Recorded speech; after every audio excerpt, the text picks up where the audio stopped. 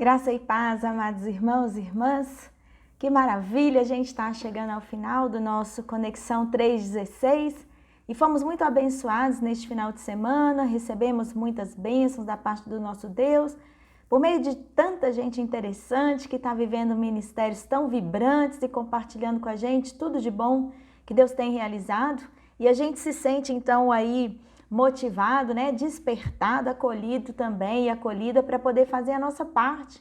E eu quero encerrar esse tempo deixando aqui para você uma última palavra de motivação, uma última palavra de alegria, uma última palavra realmente da parte de Deus que venha curar aí algumas coisas no seu coração, porque a gente sabe que também no exercício de tudo isso que nós estamos fazendo, a gente passa por muitos desafios. E eu sei que esse tempo tem sido um tempo particularmente desafiador para muitos e muitas de nós. Estamos vivendo aí o luto de muita gente que está se perdendo nesse período aí da pandemia. Estamos vivendo dificuldades econômicas, financeiras. Estamos passando por lutas emocionais bastante complicadas, algumas delas. E estamos aí também nos redescobrindo como pessoas dentro das nossas casas, com as nossas famílias, diante dos nossos desafios. E no meio de tudo isso, o chamado do Senhor continua aí batendo no nosso coração, o chamado de Deus continua aí despertando a gente, e nós queremos servir ao Senhor nesse tempo e descobrir a alegria de servi-lo, a alegria de superar os desafios em nome dele e seguir, não é, compartilhando essa mesma alegria com todo mundo que precisa conhecer Jesus. E Ele é o nosso exemplo. Ele é o nosso exemplo em todas as situações. E eu quero, nesse momento, encerrar falando mais diretamente para você, líder, mais diretamente para você, pastor e pastora, mais diretamente para você que está colocando sua vida ao serviço do Senhor no seu ministério, seja liderando, seja participando. A você que é alguém ativo na casa de Deus. É com você que eu quero falar nessa noite. Eu quero... Nessa tarde, esse vídeo vai ser publicado aí, no horário das 14 horas desse lindo domingo que o Senhor preparou para nós e esse é o tempo de Deus para você, ou em qualquer outro momento que você assistir a essa pregação. Eu queria refletir no texto que está lá em Mateus capítulo 12, Em Mateus capítulo 12, a partir do verso 9, Mateus capítulo 12, a partir do verso 9, que diz assim: Tendo Jesus saído dali, entrou na sinagoga deles. Achava-se ali um homem que tinha uma das mãos ressequida. Então, a fim de o acusar, perguntaram a Jesus: É lícito curar no sábado? Ao que lhes respondeu: Quem será dentre vocês o homem que, tendo uma ovelha, e num sábado essa cair numa cova, não fará todo o esforço para tirá-la dali? Ora, quanto mais vale um homem do que uma ovelha? Logo é lícito aos sábados fazer o bem.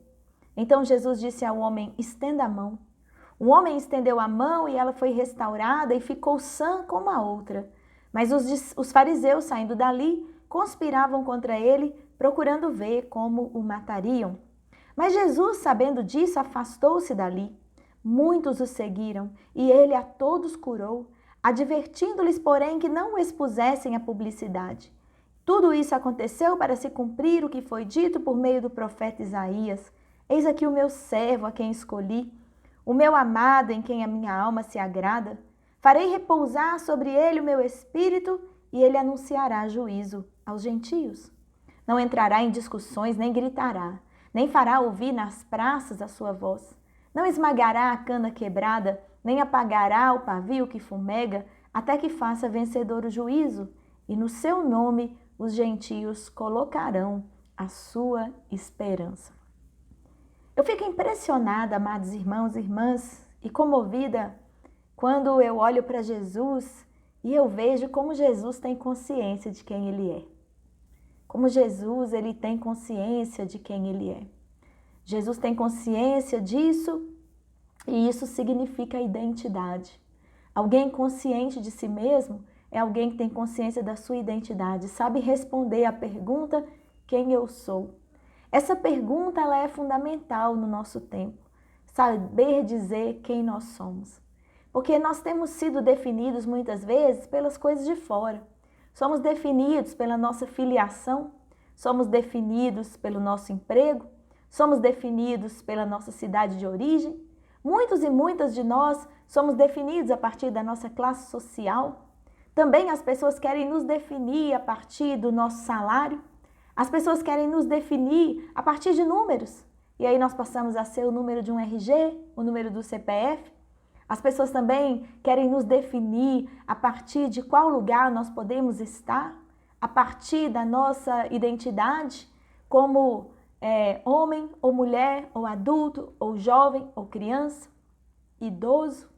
E cada uma dessas identidades que as pessoas querem nos colocar ou nos adaptar a ela, também muitas vezes significa um impedimento para que a gente possa agir ou falar ou se colocar em uma determinada situação.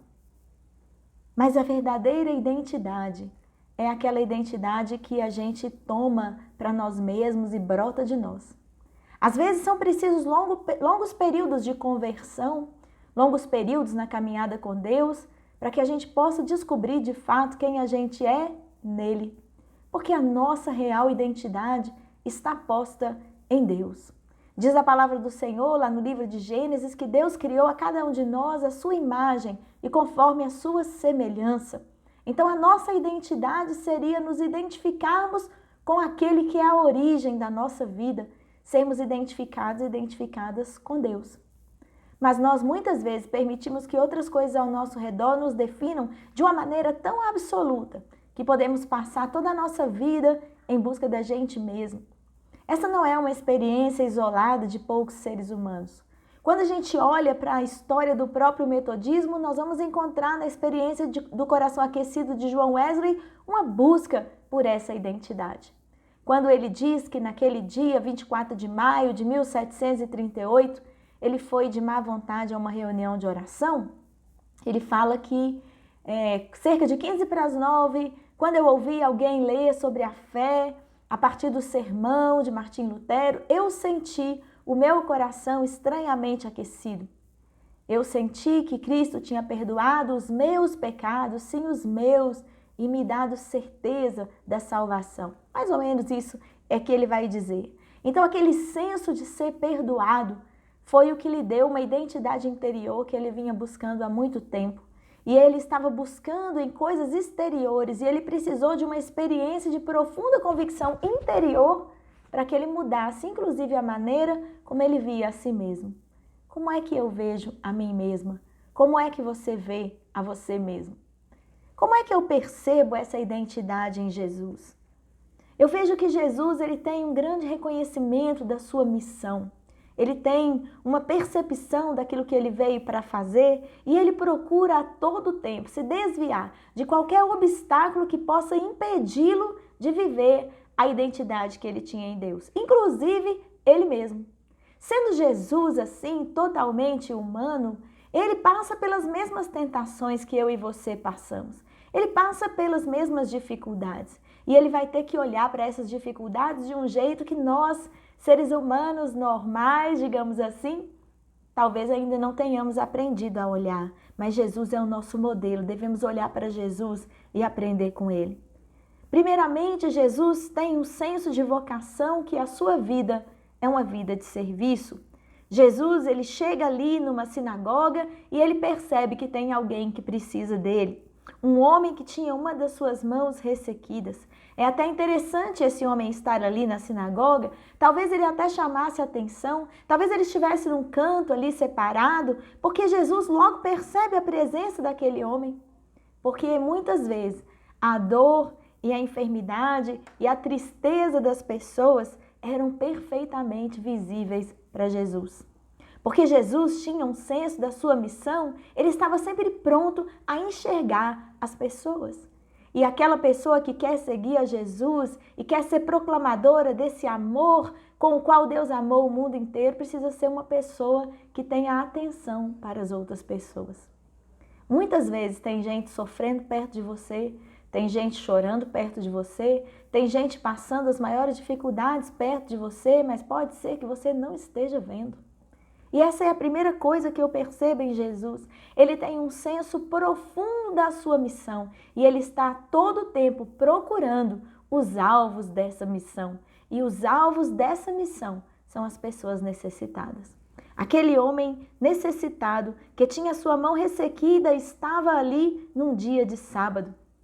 Muitas vezes as pessoas que não entendem a missão de Jesus querem transformar as pessoas que são alvo da graça de Deus em motivos de acusação.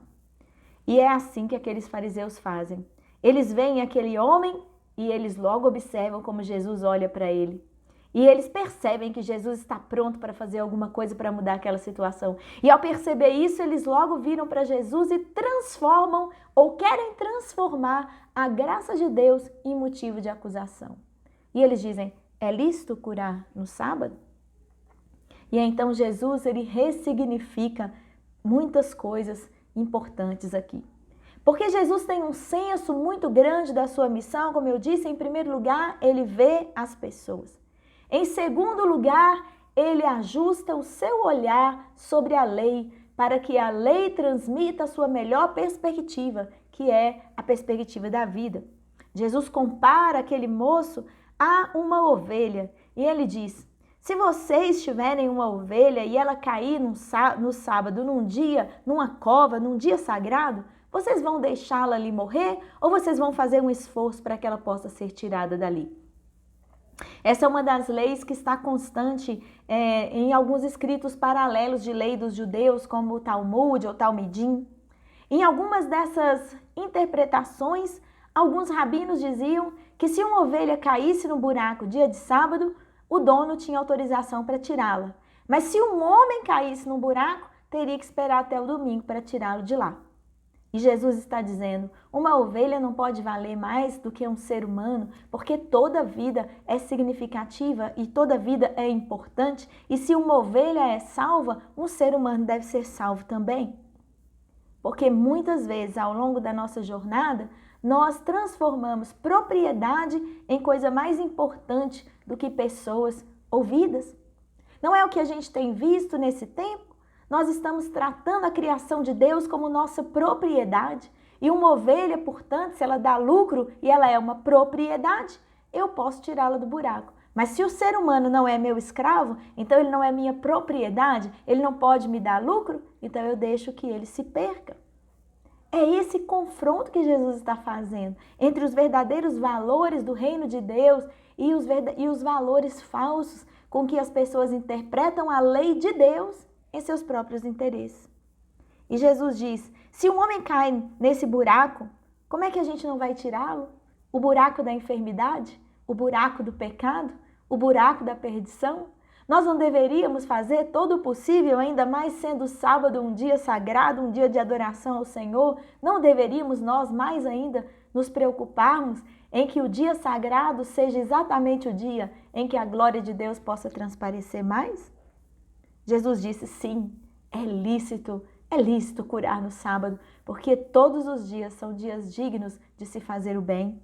Jesus então pede que aquele homem estenda a mão, Jesus o cura e então aquele homem fica restaurado.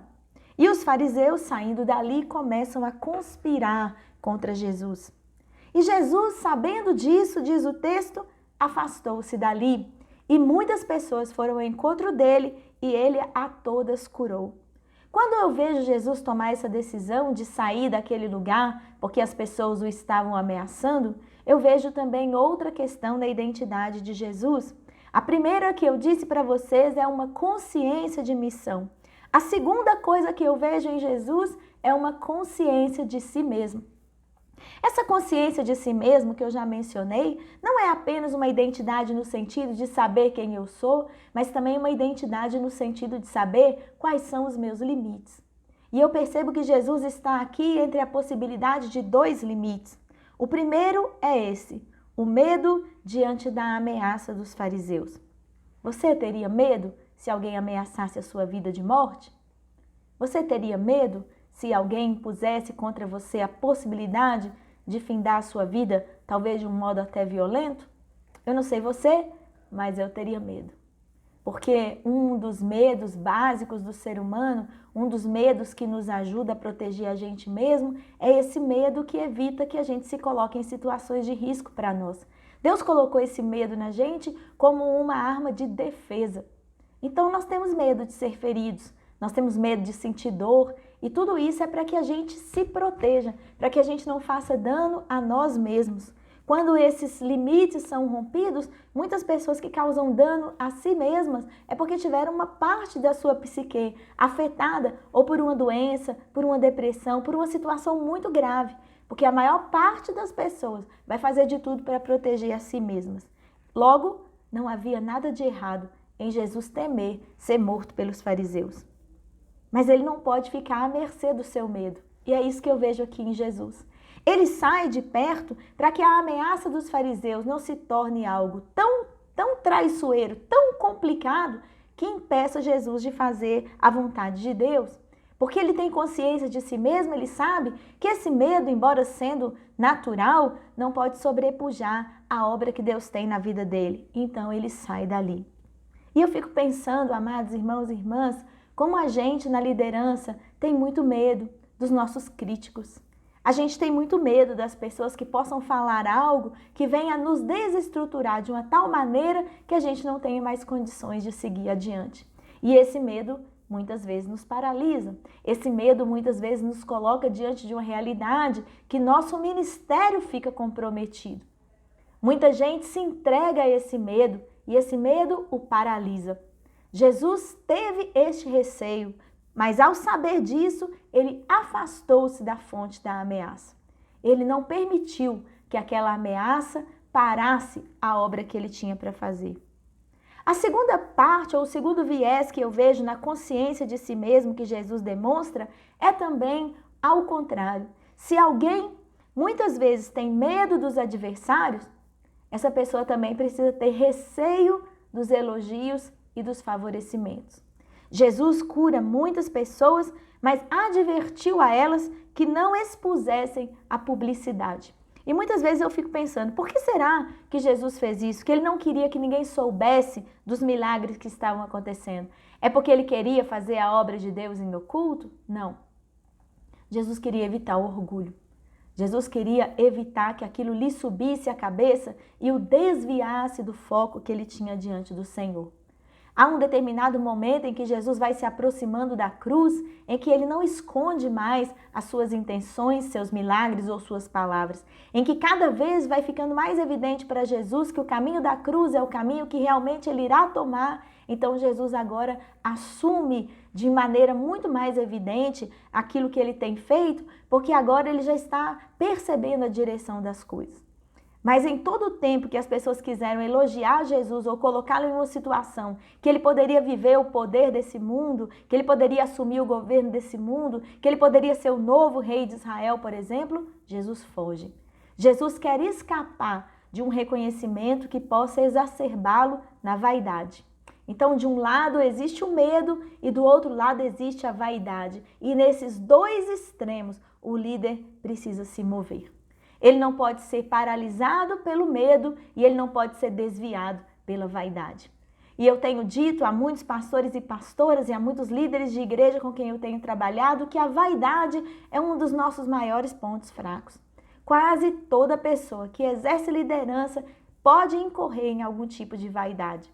Hoje nós ouvimos durante o dia nas ministrações no Conexão sobre o medo que nós temos acerca da nossa reputação. E a vaidade é uma preocupação exacerbada a respeito da própria reputação. O que as pessoas vão dizer de mim? A preocupação com o que as pessoas vão dizer de nós pode nos levar a desvios na nossa missão que nos custarão muito, porque todo desvio da missão é também um desvio da nossa identidade. É também algo que a gente, na hora de trabalhar na nossa vida de fato, o valor do Senhor, a presença do Senhor, nós corremos o risco de desviar, nós corremos o risco de atraiçoar esse chamado último, porque estamos preocupados com aquilo que os outros vão dizer. Jesus, portanto, não queria publicidade, porque ele não queria reconhecimento para ele mesmo, mas ele queria que a palavra do Senhor ficasse em seu devido lugar. E é muito interessante que Mateus, ao perceber essa prática de Jesus, ele se lembra da figura do servo sofredor. Ele se lembra dessa figura que está lá no livro de Isaías, o servo a quem escolhi. E ao contar esse texto para a gente, ao colocar esse texto para a gente, ele dá para a gente, finalmente, qual é a identidade de Jesus. Qual é a identidade de Jesus? Essa identidade é dada por meio de algumas palavras e expressões-chave que eu quero deixar aqui para você refletir também acerca da sua própria missão. Tenha consciência da missão, tenha consciência de si mesmo e tenha consciência da sua identidade em Deus. Qual é a identidade de toda pessoa em Deus? Por mais que a gente tenha nossas pessoalidades, nossas peculiaridades, a nossa individualidade, que é uma bênção que Deus nos fez tão diferentes para que a gente possa ser parte de um só corpo, existem muitos pontos em comum. O primeiro ponto em comum é: eis aqui o meu servo. A nossa identidade é uma identidade de servos do Senhor. Se a gente aprofundar essa identidade de servos, pode ser que lá na frente Jesus nos chame de amigos, mas o servo sabe qual é o seu lugar, e o seu lugar é para o serviço. Jesus era filho de Deus, mas na sua identidade ele se entendia como servo, se via como servo, e Deus o chamou de servo porque Jesus veio para servir. A nossa identidade não é para sermos servidos, nem para sermos agradados, nem para que a nossa reputação seja exaltada, mas a gente foi chamado para ser servo, mas não qualquer servo. A segunda parte dessa identidade é a identidade de amado. Nós somos pessoas amadas por Deus. Não importa o que tenha acontecido na história da nossa vida ou como a gente se conduza, nós precisamos saber que nós somos pessoas amadas. Quem é amado, quem se sente amado e amada, quem compreende o que é ser amado e amada, não vai desenvolver seu ministério com amargura, não vai desenvolver seu ministério com ira, não vai desenvolver seu ministério manipulando pessoas, não vai desenvolver seu ministério de modo mercenário, pensando em que lucro vai ter, em qual vantagem vai levar e como a sua situação vai ficar. Quem tem a identidade de amado é capaz de amar. Pessoas amadas florescem, pessoas amadas amam. Também a identidade de Jesus se reflete no fato de que é alguém de quem Deus se agrada. O amor de Deus não é simplesmente uma fala, mas alguém de quem a gente se agrada é alguém que a gente quer ter por perto. Só é possível se agradar de alguém se a gente está em relacionamento com ele. Então preste atenção, qual é a nossa identidade em Deus se nós somos imitadores de Jesus? Nós somos servos, nós somos amados e estamos em relacionamento. Porque a alma de Deus se agrada de nós, significa que estamos em relacionamento com o Senhor. Só se agradam pessoas que se relacionam. A outra coisa na identidade de Jesus que está muito clara e está também sobre nós, há um Espírito que repousa sobre nós. Você não está fazendo a obra de Deus com a sua própria força, com a sua própria coragem, com a sua expertise. Você tem dons, você tem talentos, mas quem está fazendo a obra é o Espírito que repousa sobre você. Que coisa mais grandiosa é saber que não precisamos fazer as coisas de Deus na força do nosso braço, porque não daríamos conta, a gente se esgotaria e as coisas ficariam pelo meio. Mas Jesus sabia que a identidade dele repousava no fato de que o Espírito de Deus estava sobre ele. E o Espírito de Deus sobre nós é a chave que faz a virada da nossa vida. Podemos nos renovar sabendo que aquilo que não somos capazes de fazer sozinhos, o Senhor faz por nós. Os versículos 19 a 21 falam sobre como então essa identidade se manifesta publicamente. Jesus não entrava em discussões inúteis, nem gritava, nem fazia ouvir na praça a sua voz, como a gente às vezes vê os ditadores, os políticos, como a gente vê as pessoas que querem ganhar as coisas na marra. Jesus não desenvolveu um ministério baseado na manipulação. Discussões, gritos e vozes na praça muitas vezes são recurso de quem quer apenas aparecer ou impor-se. Não era assim que Jesus fazia o seu ministério. Ele não estava fazendo publicidade dele mesmo. Jesus também não era pessoa arrogante. Esmagar cana quebrada e apagar pavio que fumega? Estragar coisas que já estão ali, como a gente fala em português, chutando um cachorro morto? Já não há mais condição de defesa e a gente ainda exerce violência? Não é assim que Jesus desenvolve o seu ministério. Jesus não oprime, Jesus não acaba de destruir aquilo que está diante dele. O seu ministério é o ministério de restauração. E por fim, a última coisa que esse texto traz para nós é que esse é um ministério que produz esperança. Mencionar o nome de Jesus fazia as pessoas dizerem: ai, a esperança. O nome de Jesus é nome de esperança. E até mesmo os gentios, os estrangeiros, esperariam nesse nome. Eu quero deixar essa palavra para você porque eu e você passamos muitos momentos da nossa vida em que a gente deseja servir ao Senhor, mas a gente pergunta se vale a pena. Porque os fariseus estão de um lado desejando o nosso mal e às vezes nós somos tentados pelo lado de cá fazer as coisas que vão nos deixar bem. Nós queremos ser agradados pelo povo e nós não queremos ser criticados pelos adversários. E estar entre esses dois extremos pode fazer a gente perder a nossa identidade. Deus não nos chamou para que nós possamos ceder às críticas. Deus também não nos chamou para que nós possamos exaltar a nós mesmos. Mas Ele chamou a gente para que a gente pudesse ser reflexo dele no mundo. A imagem e semelhança dele para que as outras pessoas pudessem ver. Porque as outras pessoas perderam a imagem de Deus de perspectiva, mas ela foi restaurada em nós por causa do sacrifício de Jesus Cristo que nós aceitamos. E essa imagem restaurada em nós é para que a gente possa se colocar diante do mundo como um espelho. As pessoas deveriam olhar para nós e verem a imagem de Deus refletida em nós na perfeição, para que elas pudessem redescobrir que elas também são a imagem e semelhança de Deus. E é por isso que a gente não pode se perder nem diante do medo que nos ameaça pelos adversários e nem diante da vaidade dos falsos elogios. Nós precisamos, como Jesus, sempre estar voltando ao foco da nossa missão. Há muita gente nesse mundo achando que a igreja do Senhor tem que prevalecer pela força, que ela tem que ser agradada por meio de leis e decretos, que nós temos que estar na televisão, nos meios de comunicação e em todo lugar, e queremos forçar as pessoas a aceitar a religião como evangélica como aquela principal. Mas a palavra do Senhor diz pra gente que não é por força nem por violência. A proclamação verdadeira e a transformação só acontecem pela conversão, não pela imposição.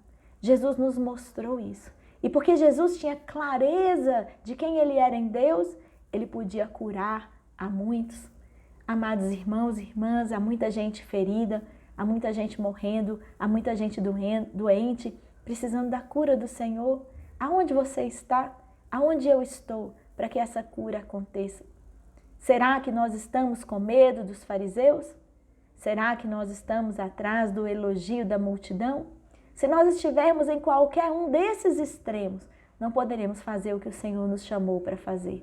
Precisamos ser como Jesus e sair do extremo do medo, sair do extremo da publicidade e nos encontrar no centro da vontade de Deus.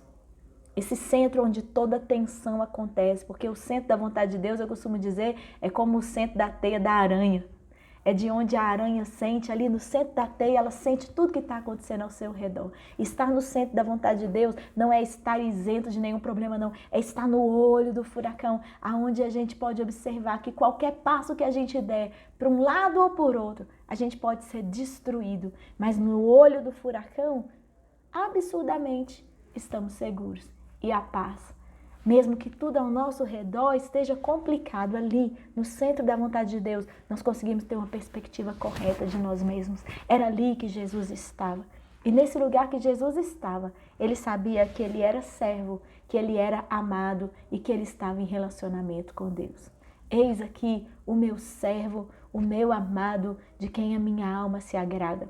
Ali, no centro da vontade de Deus, Jesus sabia que ele estava realizando as coisas pelo poder do Espírito que repousava sobre ele. Sejamos como Jesus e vamos sair desse Conexão 316, despidos e despidas das coisas que podem nos afastar da centralidade dessa missão, reconhecendo a nossa identidade no Senhor e agindo de acordo com ela, para que outras vidas possam experimentar a mesma graça que nos resgatou um dia e que até hoje nos resgata nos resgata do pecado, nos resgata da morte, nos resgata de nós mesmos, Que Deus te abençoe e te fortaleça, que essa palavra seja para que você seja encorajado hoje, curado e curada no seu espírito, para que você saia a proclamar com alegria e gratidão a palavra do Senhor. Que o seu ministério não seja um ministério das discussões e dos gritos, que o seu ministério não seja um ministério da opressão sobre as canas quebradas e os pavios que fumegam, mas que ao ouvir o seu nome, meu querido irmão, minha querida irmã, as pessoas sintam-se cheias de esperança, porque o seu nome sinaliza a presença de Deus, porque a sua vida sinaliza a presença de Deus. Seja como Jesus.